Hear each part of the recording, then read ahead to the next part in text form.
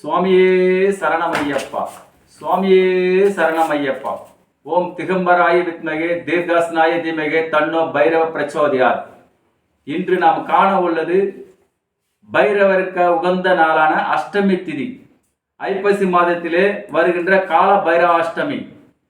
இது புதன்கிழமை, ஆயில்ய நட்சத்திரம், தேய்பிறை அஷ்டமி திதி. இது சேர்ந்து வருவது தீராத பிரச்சனை அனைத்தும் தீர்த்து வைக்கின்ற ஒரு அஷ்டமியாக இதை கூறுவார்கள்.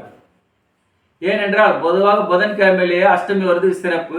அதிலும் ஆயில்ய நட்சத்திரோடு இணைந்து வருவது இந்த ஐப்பசி மாதத்தில் மிக மிக சிறப்பு. தீராத பிரச்சனை, அதாவது தீராத சொத்து பிரச்சனை, தீராத பங்காளி பிரச்சனை, தீராத கடன், தீராத வழக்கு, எது எது தீர்க்காமல் இருக்கிறதோ அத்தனையும் தீர்ந்துவிடும். நீண்ட நாட்களாக எடுத்து வீடு கட்ட முடியாத பாதியிலே நின்று போயது. அது நாங்கள் ஏதாவது ஒரு சொத்து வாங்க வேண்டும் என்று நினைத்தால் அந்த சொத்தில் தடை, அதை பேச்சு எடுத்தாலே சண்டை சச்சரவு, இப்படி எதுக்கு எடுத்தாலும் தடங்கள் தாமதம், தடங்கள் தடை என்று வருகிறதுல. நாங்கள் ஒரு வண்டி வாங்க நினைச்சா தடை வருது சாமி, அதுக்குன்னு வச்சிருக்கோம் 5 லட்சம் வச்சிருக்கா வண்டி வாங்க முடியல. ஒரு 10 லட்ச ரூபாய் வச்சிருக்கோம் ஒரு பிளாட் வாங்க முடியல. ஒரு 10 லட்ச ரூபாய் வச்சுட்டு இருக்கிறோம் ஒரு நாங்கள் எதிர்பார்த்தபடி ஆனால் ஒரு அழகிய வீடு வாங்க முடியல. இப்படி இருக்கிறவங்களுக்கு அத்தனையும் தீர்த்து கொடுக்கின்ற இந்த கால பைரவாஷ்டமி இது ரொம்ப சிறப்பு. இதை மகா தேவாஷ்டமி என்றும் கூறுவார்கள். இந்த நாளிலே பைரவரை போய் வழிபடுவது மிக மிக சிறந்தது. அவரவர் சக்திக்கு ஏற்றபடி நீங்கள் வழிபட்டால் அனைத்து பிரச்சனை தீரும். இதிலே அன்னை பராசக்தியும் துர்க்கை அம்மனை வழிபட்டால் இன்னும் சிறப்பு. இதிலே பைரவருக்கு உகந்த நாளாகவும் இது அனுஷ்டிக்கப்படுகிறது. முடிந்தவர்கள் ஒரு பூசணிக்காயை வாங்கி அதை 2ஆக பிளந்து அதில் சிறிதளவு நோண்டி விட்டு அந்த சதையை எடுத்து விட்டு நல்லெண்ணெய் விட்டு தீபம் ஏற்றுவது இது மகா தீபம் என்று கூறுவார்கள். பைரவருக்காக இதை ருத்ர பலி என்று கூறுவார்கள். பூசணிக்காய் அது ருத்ர தீபம் என்றும் கூட இது பொருள்படும். ஆனால் இது வந்து புத்திர தீபம் இல்லை. பூசணிக்காய் இருந்தால் அந்த பைரவர் பிரச்சனை எந்த பிரச்சனை இருந்தாலும் தீர்ந்துவிடும்.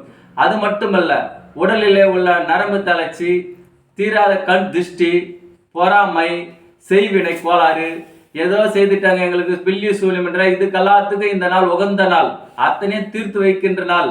இந்த நாளிலே கால பைரவர் ஆலயம் சென்று, பைரவர்னா அதாவது 64 பைரவர் ஆக அந்த பைரவருக்கு நீங்க எந்த பைரவர் இருந்தாலும் பரவாயில்ல, சொர்ணாகாஷ்ண பைரவர், கால பைரவர், இன்னும் எத்தனையோ பைரவர் இருக்கிறார்கள்.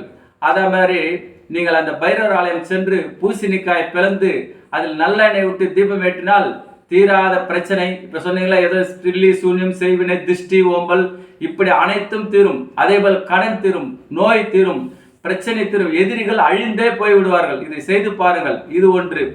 அடுத்தபடியாக தேங்காய், முக்கண்ணுக்கு உகந்த தேங்காய் என்று கூறுவார்கள். தேங்காயை உடைத்து அதில் சிறிது உள்ள தண்ணியை எடுத்து விட்டு துடைத்து அதற்கு சந்தனம் குங்குமம் வைத்து அதை ஒரு சின்ன ஒரு இலை வைத்தோ அல்லது வாழை வைத்தோ அதில் பச்சரிசி சிறிது வைத்து ஒன்றிலே நெய்யும் ஒன்றிலே நல்லெண்ணெய் விட்டு நல்லெண்ணெயில் வந்து வெள்ளை திரியோ சிகப்பு திரியோ நெய் மஞ்சள் நெய் திரி போட்டு அதை பைரவர், அதாவது அதில் வந்து 64 மிளகு, 64 மிளகை மூட்டை கட்ட வேண்டும். ஒன்று வெள்ளை துணியில் கட்டிங்க, ஒன்று மஞ்சள் துணியில கட்டிங்க, இல்லை சிவப்பு துணியில கட்டிங்க.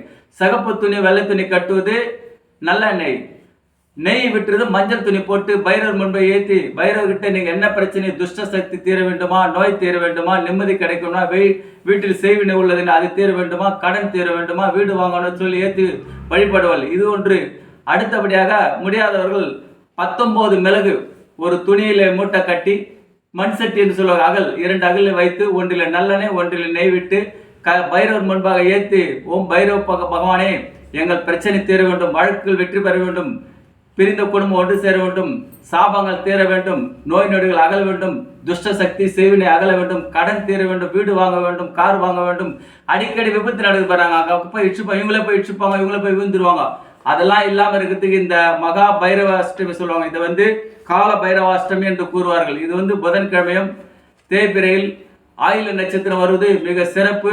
இதை இன்று மட்டும் செய்வதற்கு மட்டும் பிரதி 15 நாட்களுக்கு ஒரு முறை பைரவருக்கு உகந்த நாளாக அஷ்டமி வரும். வளர்ப்பிறை தேய்பிறை இந்த நாளிலே சென்று நாங்கள் கூறியதை செய்தால் அனைத்து பிரச்சனைகள் நீங்கி அந்த கால பைரவர், ஏன்னா 8 திக்குக்குள்ள அஷ்ட திக்கு பாலர்கள் என்று கூறுவார்கள். அஷ்ட திக்கு பைரவர் 64, ஒவ்வொன்றுக்கு 8.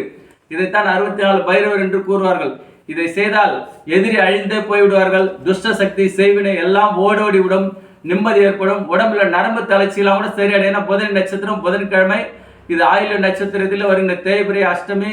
இதை செய்து பாருங்கள். மகா தேவாஷ்டம் என்று கூறுவார்கள், இதை கால பைரவாஷ்டம் என்று கூறுவார்கள். செய்து அனைவருக்கும் நல்ல ஒரு வாய்ப்பாக இது உள்ளது. பைரவருக்கு வேண்டி அனைத்து துர்பலங்களும் நீங்கி நற்பலன் அடைய வேண்டும் என்று கேட்டுக்கொள்கிறோம். ஓம் சுவாமியே சரணம் ஐயப்பா.